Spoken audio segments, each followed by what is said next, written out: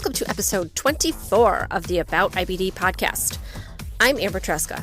I was diagnosed with ulcerative colitis in 1989 and had two-step J-pouch surgery in 1999. I'm the IBD expert for Verywell.com. If you head over to Verywell, you can search for almost any topic on IBD and you will find something that I have written about it. If you want to know more about my disease journey, you can go to aboutibd.com. Today, I have an episode that I recorded at Healthy Voices in Chicago with the creator of Inflamed and Untamed, Sara Ringer. Sara has had a succession of diagnoses, starting first with ulcerative colitis, which led to J-pouch surgery. Later, she was diagnosed with Crohn's disease, and then most recently with chronic intestinal pseudo-obstruction.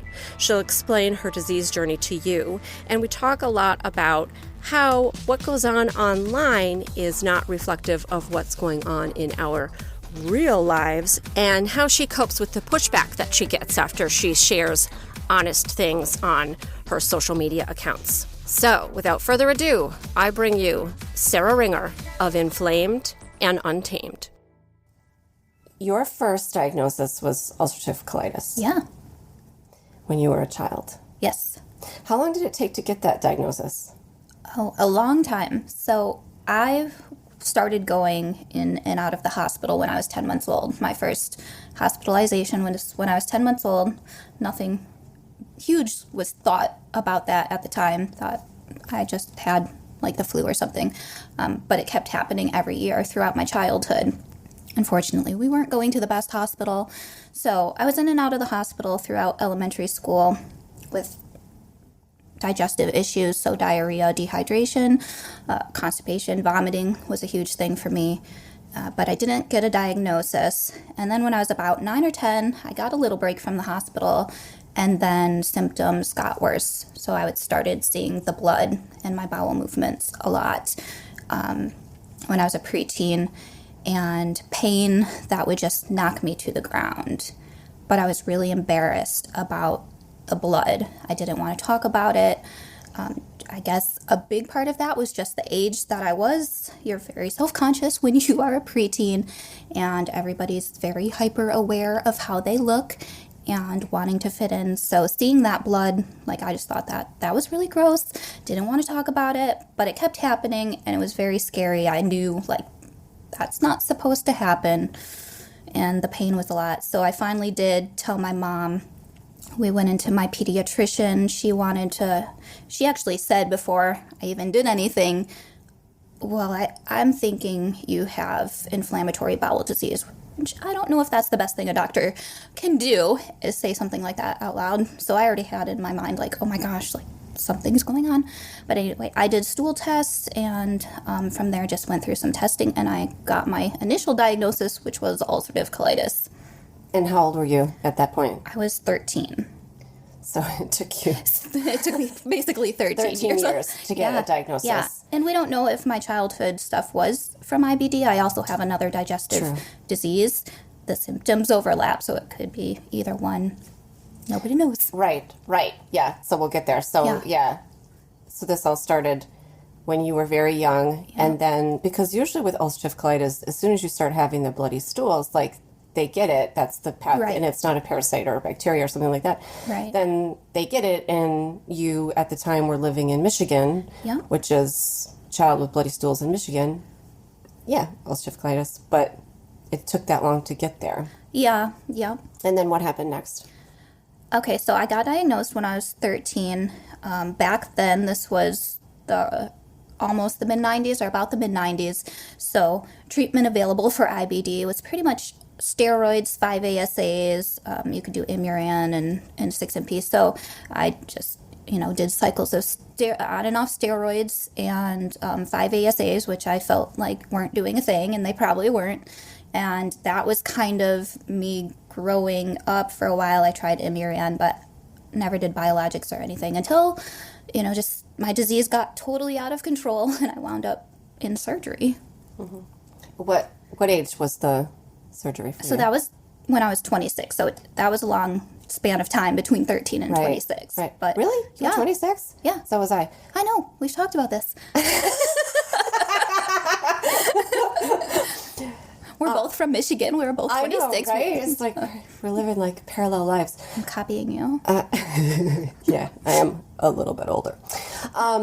So, and you had how many steps? 2 steps. 2-step J-pouch surgery. Yes, and I think that was a mistake, but that's another story for another time. Well, at the time, what year was it? That was, gosh, then everybody can calculate how old I am. All right, you don't have to say. But it was a while ago. Because mine was in 99, and there really was not a 3-step at that time. So mine was not even 10 years later. Yeah. It was 2008, so almost. Okay. There was 3-step. The surgeon that I had trained at the Cleveland Clinic. He was very good, but I came into my surgery so sick, like in the worst condition, and I probably needed a 3-step. And just going into the surgery in the condition that I was, which it was an emergency surgery. I didn't come into the hospital even thinking that I was going to walk out without a colon, but just as bad as I was, I got a lot of complications post-surgery. And I think a lot of that was just being on steroids for a year prior and being underweight and just how bad I was doing. It just didn't go well at first. Right. So you get your J-pouch. Yep. Did they ever tell you this was kind of the be-all, end-all? Yes. So in my mind, I'm thinking I have ulcerative colitis, and everybody back then and prior to that, they were saying to me, and my surgeon even said to me, as soon as we take out your colon, your life is going to change. You are going to be cured. Everything is going to be amazing. You're going to be so happy.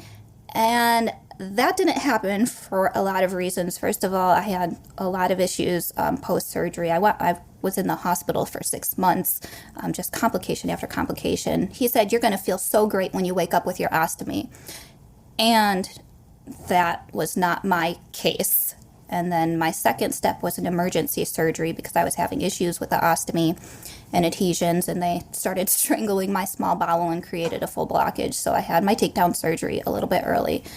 And then when I got my J-pouch, still things were not good for a couple of reasons. My motility disorder, so I have a motility disease called chronic intestinal pseudoobstruction. That became ever apparent. Like, most people, when you get a J-pouch, and especially right after surgery, you're going to the bathroom a lot more than somebody with a colon or a healthy person. You're going to go to the bathroom more. It's just not like you were when you had ulcerative colitis and you were bleeding and rushing. But I was not going to the bathroom. So they had to stick a drain like through my rectum. Well, I didn't have a rectum anymore, but through my butt into the J-pouch to drain the contents out because I wasn't going to the bathroom. So that was going on, and like that's still an issue today, my J-pouch. I mean, people probably think I'm lucky because I have a J-pouch and I use the bathroom if I'm lucky once a day, but usually less than that. And that sounds like the dream, right? But it's not, because it creates a lot of problems. But I also had Crohn's disease, and that wasn't discovered until 3 years after my surgery. So I went for a while still with active IBD until I came in one day and, well, I actually went to a different hospital because I was having issues at my previous one, and they just weren't looking. They gave up, and they probably thought this girl's just coming in and saying she's in pain and stuff, and we're not even going to bother looking. So I went to a new hospital. They scoped me, and I had Crohn's all over my J-pouch, all throughout my small bowel, as far up as they scoped. It was really bad, really friable and bleeding and falling apart. But I got my diagnosis, they put me on biologics, and I've been pretty good ever since then. Just an occasional issue, but nothing bad, and I couldn't be happier. So, when they discovered that your J-pouch was in such poor condition, did they ever talk to you about removing it? No, never. They put me, because I was in the hospital, so they put me on Solumedrol, which is a steroid, I'm sure everybody listening knows.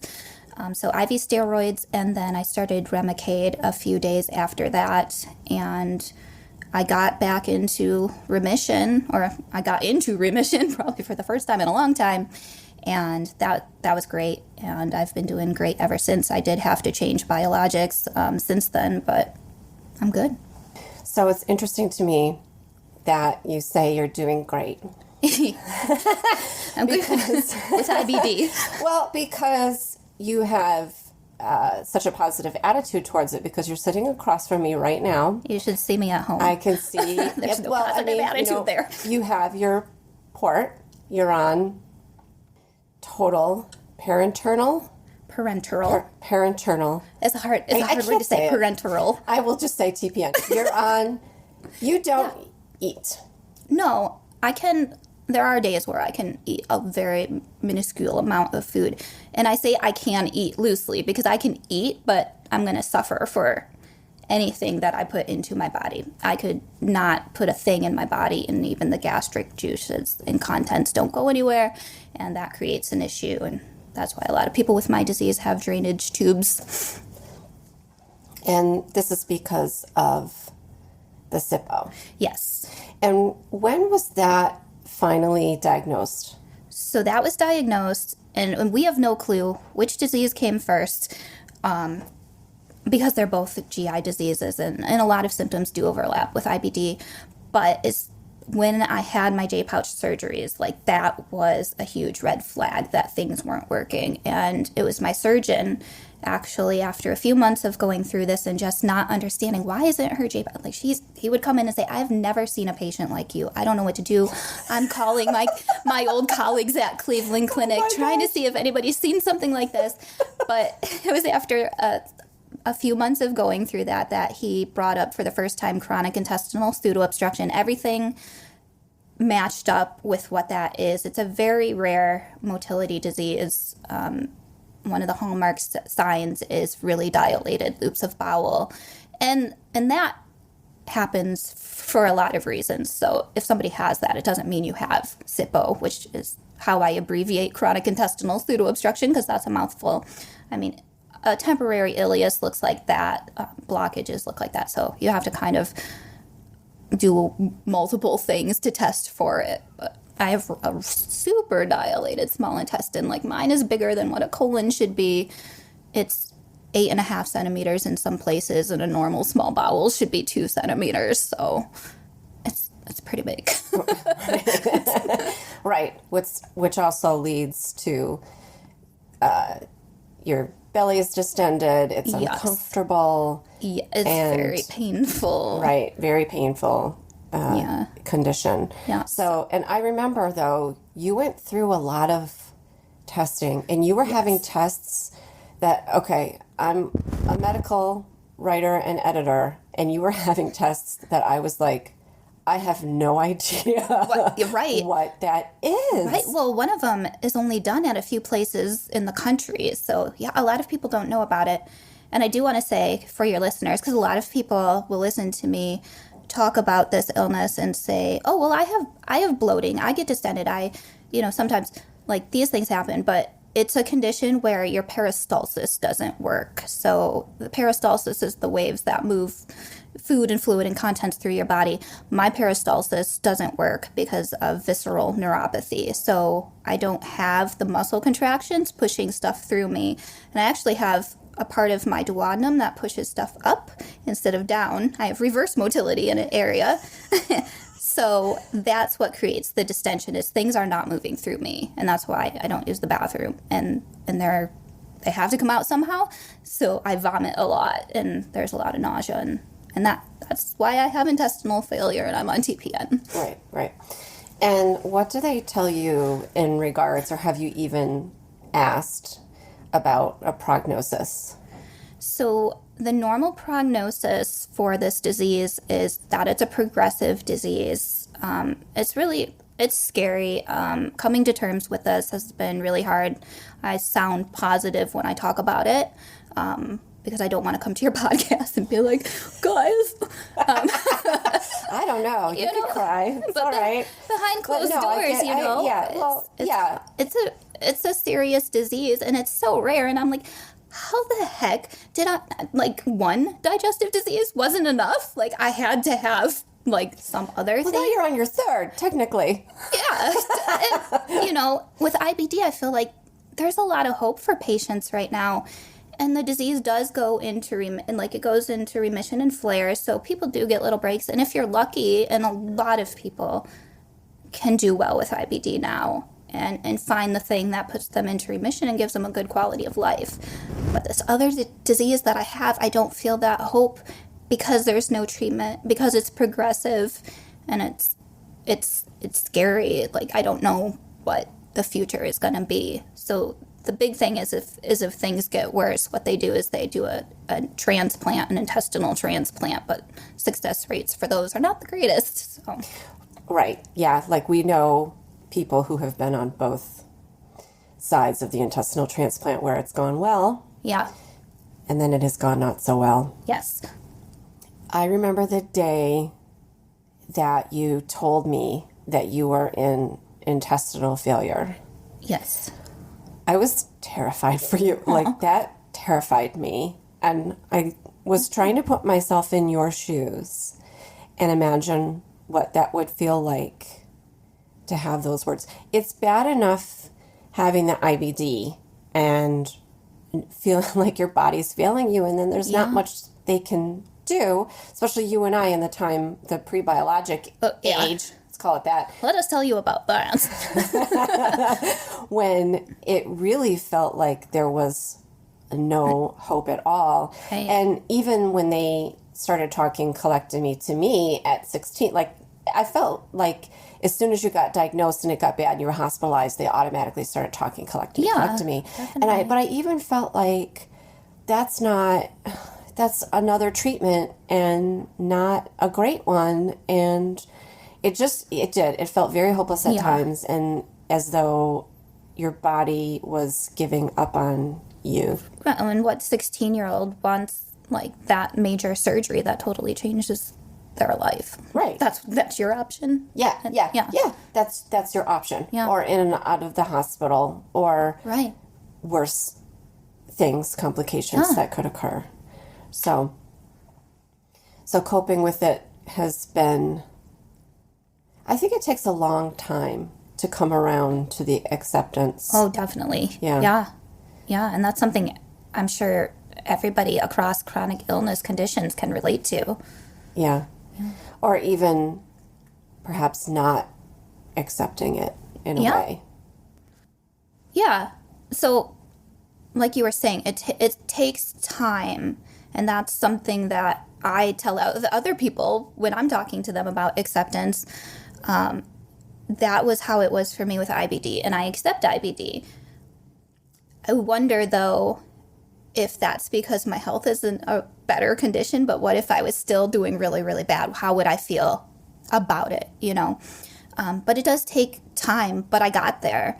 With my other condition, I still can't accept it sometimes. Like, I refuse to believe it. It's really just, it doesn't even seem real that I have something that is this. It's just crazy. And with where my health was last year, I'm doing a little bit better this year, but I was doing really bad last year, and I just felt like so scared. Like, I have intestinal failure. I couldn't handle anything going into my body, and it was just horrible. So yeah, I think I just got on a tangent there. I don't know where I was going with that. No, but they wanted me to land the plane. But no, I mean, last year, it was so hard. Like, here I am. I'm like, oh, it was so hard watching you decline, and you're the one that was going through it. But it really was, especially because we're not geographically close. I know. So it was difficult to watch that from afar. But also, I wonder about, for instance, on your Instagram. I think this was wild, on wild West. Instagram.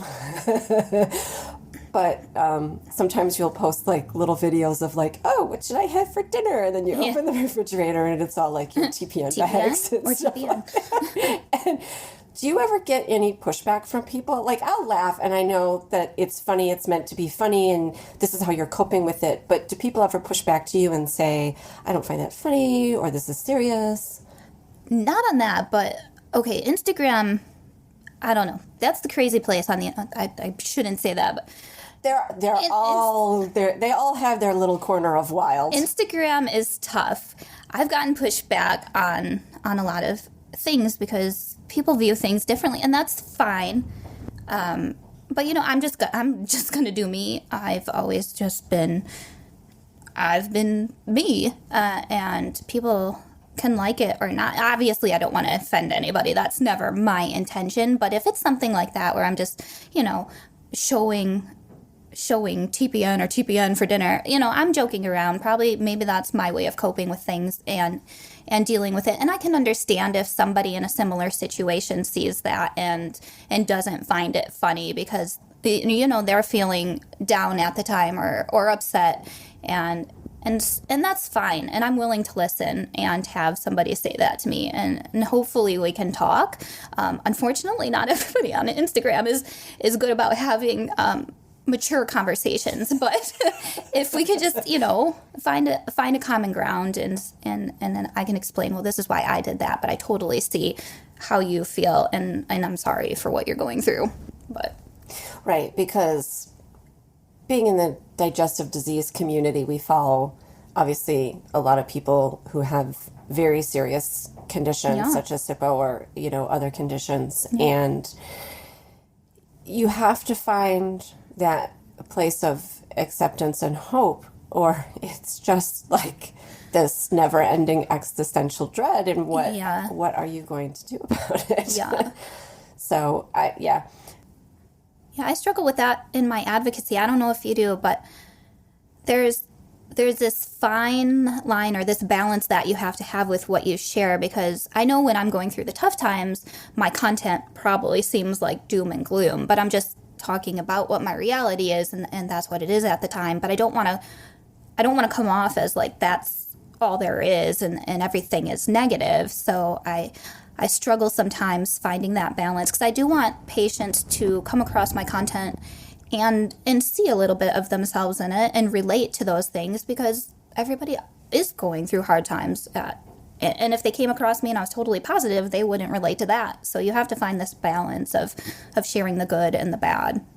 Right, which is a challenge. And then if someone comes across one of your social media outlets on a day when you're not doing as well, and then that's all they see was that day when that was a bad day. I mean, I was sick of myself on Instagram, like I was like, why am I complaining all the time? But I was just having like a bad year last year, and that's all I had to say. You were just being honest. Yeah. And I think there is a danger of it being only about when major downturns happen. Yes. Because when you start to feel better, maybe you're not as compelled to share the better. Yeah, definitely. Yeah, so I think it's important that we do also share the better as well as and especially in the IBD community, because that's how it goes, and it's so important to share that good times. And that's a big part of my focus, because the internet, and I know you do this too, the internet is full of such, I don't know, it can get one-sided sometimes, especially like in the J-pouch community, right? Because people are only coming online when things are going bad. And so J-pouches have this negative reputation that, if I get one, I'm going to do really bad, and they don't work and they fail. And that's not true. The statistics are very positive, but because people come online when they are doing bad and they're looking for support and they want to talk about what's going on, that's the content people see. And nobody's, not nobody, but a few people are coming on to say, like, hey, I have a J-pouch and life is really great, and I'm able to work, and I'm doing this and that. Or, I have Crohn's disease and it was really severe, but I found a treatment that's working great for me, and now my life is like this. I think it's so important that we share that stuff too, so that the patient out there who is struggling, maybe newly diagnosed and has been struggling for a while, can see that things can get better, and they usually do for most people who have IBD.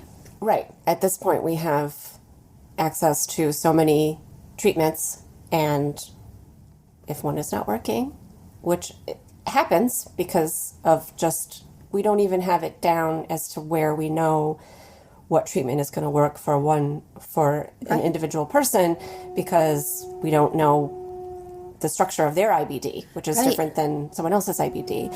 And so I also struggle in the J-pouch community a lot, because whenever I see someone who is afraid to have their takedown surgery and have their J-pouch connected, or people that are afraid to have the surgery in the first place, they think they're just going to go for the end of the ostomy and leave it there, it's an extremely personal choice. And, I don't have any right to tell anyone what to do, but sometimes I feel as though they don't have the whole picture. Oh, definitely. And when you go in and you see your surgeon, of course, they're going to tell you the things that can go wrong. You need to be informed. But it tends to skew a little bit in that way, instead of telling you, well, 95% do well. Right, exactly. So those statistics are important. And we, like you and I, obviously, we're both sitting here. We both have J-pouches. We've had certain issues along the way, but we dealt with them and fixed those things. I love my J-pouch. I think it works great. My motility disorder is what keeps me from functioning right, but my J-pouch itself is fantastic. And nothing would change if I got an ostomy. I'd still have the same problems, but we both have plenty of friends. I mean, you and I aren't the only people here who have J-pouches. We have plenty of friends in our real life who have J-pouches. We see them all the time.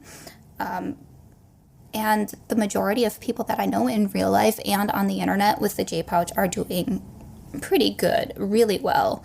And that's the truth of J-pouches is they work.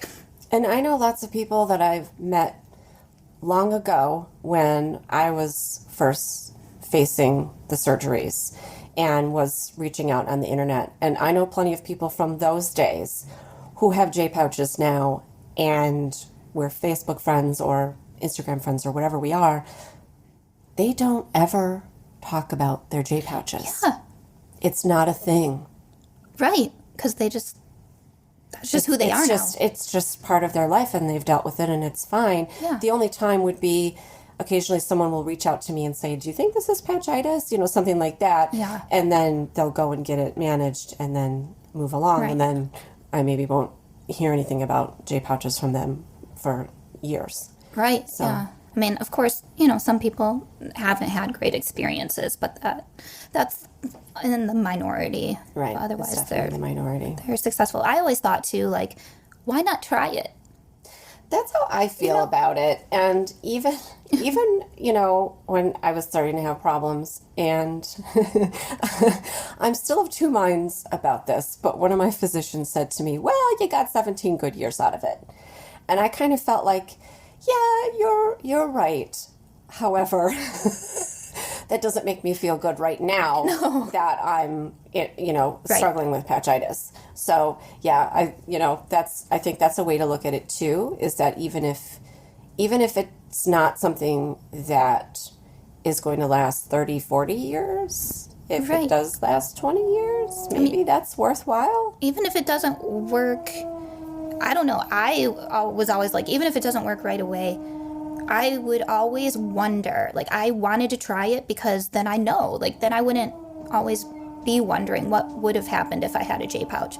Because if it doesn't work, then you could always go back to the ostomy. Right. But why not try? You can always go back. But I get why people don't want to. It makes sense. But for me personally, it makes more sense to just see. Yeah. That's how I feel about it too. So I know that you do sometimes get pushback from patients. And I think probably the biggest one for you is that whenever you make a post about that you're actually out doing something fun. Yeah, there are days. That you actually get to go and do something, like we're here in Chicago for Healthy Voices, which is an important conference where we get to meet up with, obviously, other people we know with IBD, but then we also get to look outside of our digestive disease silo and meet people who have HIV or arthritis or diabetes. So it's important that we come and that we can all get together and share experiences and raise our voices as people with chronic illness. But I think sometimes I've seen in your social media where people will wonder what's going, okay, but you're so ill, how can you possibly be out doing something? Yeah. Well, first of all, like, I understand that. You know, you see things, and if you're just viewing something from a few pictures or posts online, sure, you can make that mistake or wonder what's going on. Totally understand. I always try to be very understanding of where people are coming from. I may not show that the best, but I do. But I've always been, and this is just how I've always been, because I've pretty much been dealing with health issues my entire life. I've had good periods of time here and there, you know, but for the majority of time, I've been dealing with health conditions. But I've always been the person that, like, I'm going to do something. I'm not, like, I don't know. I've gone on trips the day after I've been discharged from the hospital. And I'm not talking, like, trips like something crazy. I'm talking about I flew to somebody's house to meet, like, my other friend who has a chronic illness on the internet, and we sat around in our pajamas all weekend and, you know, hung out. But it was the greatest time ever. Or, you know, coming to conferences like this. And that's pretty much what for the past 5 years, I guess, that's my getting out, is coming to things like this. But it's so worth it to me because I get to be around you guys, and that's a different kind of healing. And we all laugh, and we don't get crazy. Our version of, like, hanging out and having fun is sitting in a hotel room in our pajamas all night and laughing our heads off, you know. And I can be sick here. Everybody's very accommodating, especially when you're traveling to events for people who have chronic illness. It's not like they're going to be like, well, why is she sick? So, you know, I can, if I needed to lay down all day, if I didn't show my face, if I was puking, whatever, I could do that here, or I could do that at my house. But I'm going to do my best to do it here because I love seeing you guys. And I have to try to do things, like, that's important. Like, I'm going to try to do as much as I can every day that I can, because I want quality of life, and those things are important. So, you know, I guess that's the best way that I can answer it. Getting pushback online, that just comes with the territory of being a public figure online. And I think Instagram is the place that happens most. I don't find that on my Facebook page or on Twitter or my website, but Instagram is its own thing, and I don't know what it is. I guess it's because it's a picture sharing thing, and so visually people judge you more on what you're sharing. I also do this thing where I share pictures that are not of my current situation. So people see a picture and they're like, oh, wow, she's dressed up and she has makeup on. She looks really pretty. And how is she like that? But, like, it's just from the day that I took a series of, like, 10 pictures, and I'm posting them throughout time because I don't want you guys to see what I really look like right now. So it's not reality. Social media is not reality. How can it ever be for somebody, you know? So judge me. I don't care for the most part. I know. Sometimes I care. Sometimes I'm like, I see how many comments are on your Instagram, and I'm like, oh, I'm not reading that, you know, because I'm like, I will feel compelled to defend, you know. Sometimes it's funny because I've been called like the auntie of IBD, you know, things like that. So sometimes I feel very maternal towards you guys when I see things like that, but I know that you all can take care of yourselves, so I leave it alone. We all push.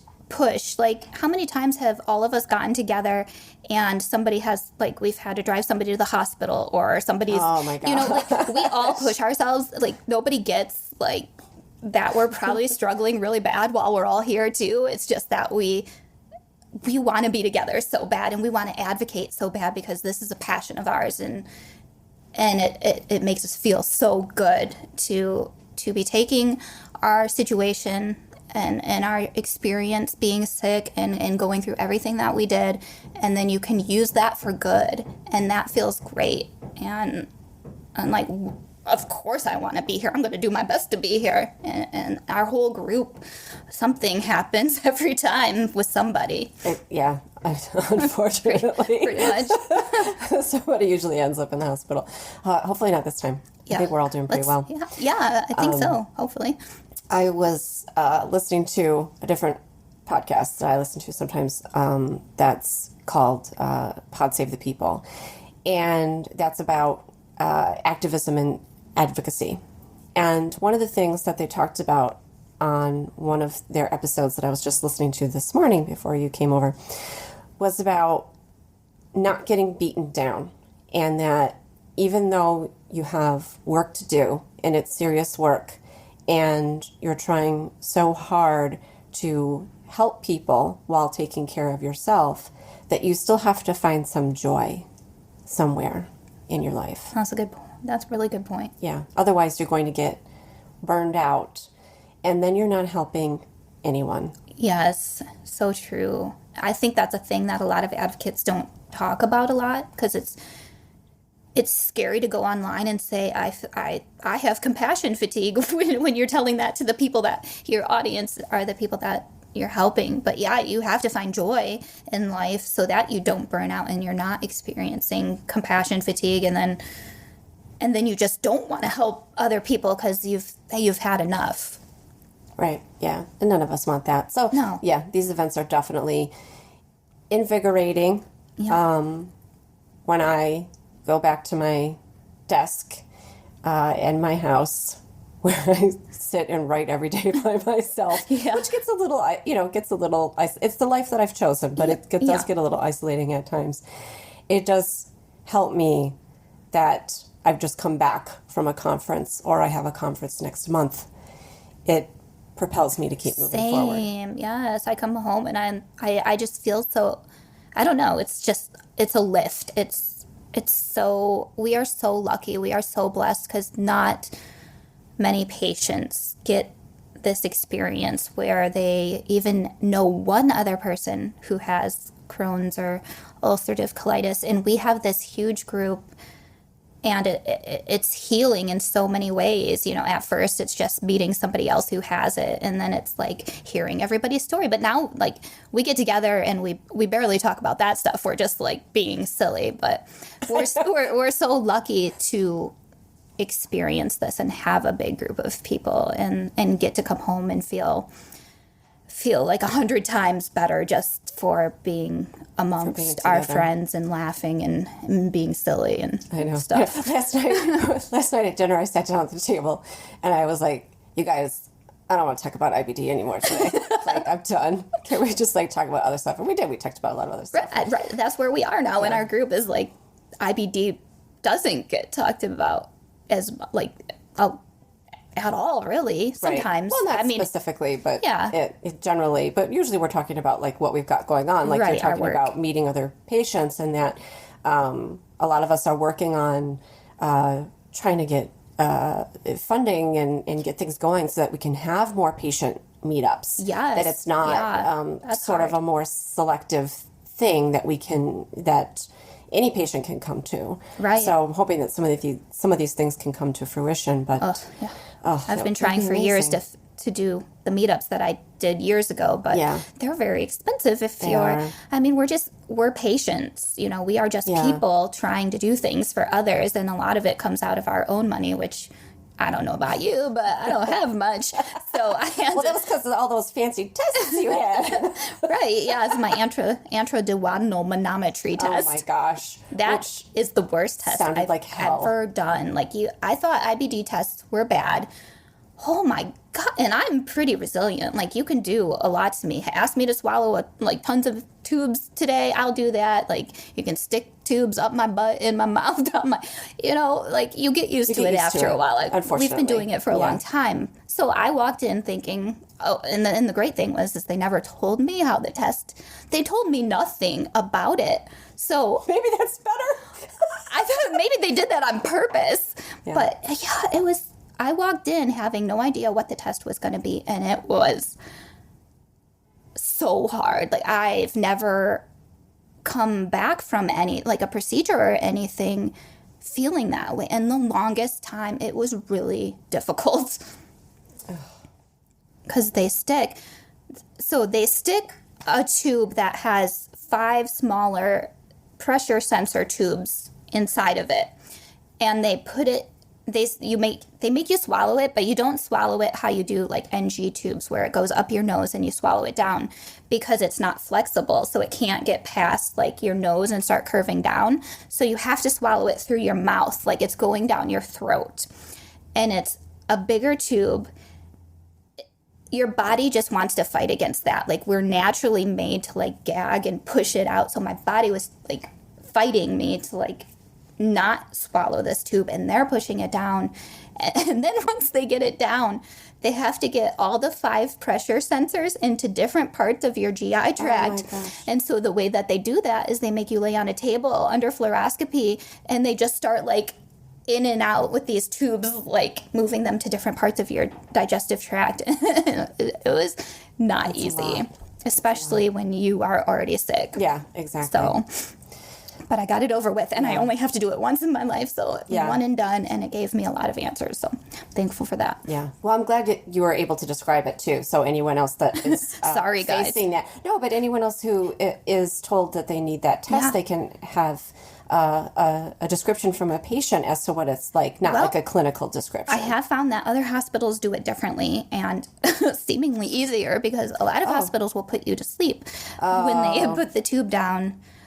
My hospital doesn't like to, because they feel like the sedation, and this is probably true, the sedation will have an effect on your motility. I'm sure that's true. So it might slow it down, so there is a reason why it was done the way that it was done, but other places might do it different. And also, you might be a little more complicated than I have a really interesting insides. Your insides are interesting. Yeah, they're different. Like, how many people have a J pouch? Not like everybody. So that's one thing they don't see every day. And then I have like the rarest motility disease that you can have. So it's always a fun time when I'm dealing with medical people that don't know me. Oh, that is my PTSD thing. That's a whole other That's an episode. topic. Yeah. That's a whole other episode for next time. Write that down for I know, right? something. Well, now I have it recorded, so we'll set up a time to talk And about now, that. you guys, let's tell you about the days before biologics. Let me set the scene. 1989, Detroit, Michigan. Oh, man. All right, let's wrap it up. But I want you to tell everybody all of your social media handles. Okay. All right. Well, you can find me. So my website, pretty much if you Google Inflamed and Untamed, you're going to find me. My website is inflamedanduntamed.com, but there's hyphens in between the words. I shouldn't have picked it that way, but that's what I did. You can find me at Sara, Sara, no H, because that's the real way to spell Sara. Sara. No offense to other Saras. Yeah, sorry, Sarah's with an H, but my name is not Sara. So you can find me at Sara_Ringer, Ringer, on Twitter and Instagram. And on Facebook, I'm just Inflamed and Untamed. So. All right. And I'll put everything in the show notes as well, but it's helpful just to... Google me, you'll find me somehow. Just use the Google. Then use the trail, you land on one thing, you'll find the other things. Just keep going. I know. Thanks for coming in at 8 o'clock in the morning to record with me. Thanks for having me. I'm lucky that I woke up because my alarm didn't go off. Sara's very punctual. I want everyone to know. I am. Oh, yeah, that's the thing about me is I cannot stand people being late. And 8 o'clock. I can't be late. You were at my door. I was here. And I'm digging it. I'm in my pajamas, but I'm here. That's fine. So am I. Hey, what the heck? All right. Nobody can see us.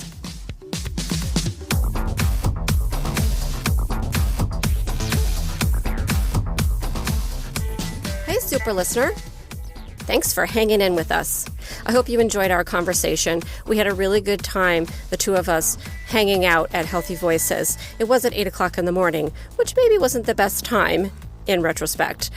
But since we are both morning people, it did work out in the end. So please remember to keep in mind that what you see on social media is not necessarily real life, and how we all see our own individual disease journeys is different. And that's wonderful. And we should celebrate that. And we need to get that out in front of people in the general public who aren't in the IBD space so that they better understand what we live with every day. Thanks again for listening. Thank you so much to my guest, Sara Ringer of Inflamed and Untamed. You can find her everywhere on the web, like she said, by searching for Inflamed and Untamed. And you can always find me everywhere as About IBD. I'll see you again next time. And until then, remember, I want you to know more about IBD.